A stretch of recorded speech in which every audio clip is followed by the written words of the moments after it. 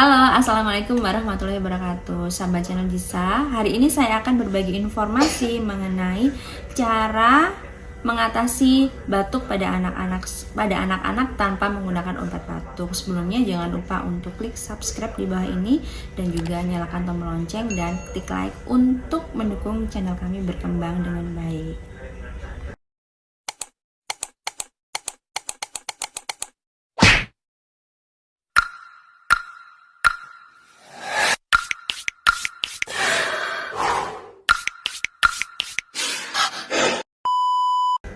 Nah, Aibun semua mungkin pernah mendengarkan bagaimana sih sebenarnya cara untuk mengatasi batuk pada anak-anak. Terkadang kita merasakan bingung ya mau memberikan obat batuk apa atau mungkin memberikan konsumsi apa untuk si kecil. Nah, beberapa fakta tentang batuk. Yang pertama yaitu batuk itu tidak semua batuk membutuhkan obat batuk. Ada beberapa batuk yang memang disebabkan karena beberapa hal.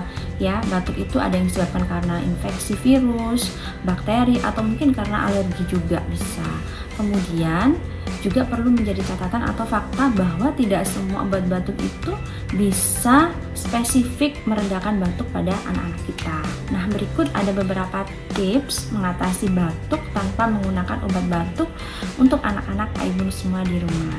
Yang pertama adalah konsumsi atau perbanyak minum air putih ya, termasuk air hangat. Kenapa kita menyarankan untuk air hangat? Karena air hangat itu mampu mengurangi peradangan serta mengurangi iritasi pada tenggorokan anak-anak semua. Kemudian tips yang kedua adalah mengkonsumsi madu. Nah, dimana untuk mengkonsumsi madu ini bisa diberikan pada bayi di atas usia 12 bulan atau 1 tahun. Selanjutnya adalah menghirup uap air hangat.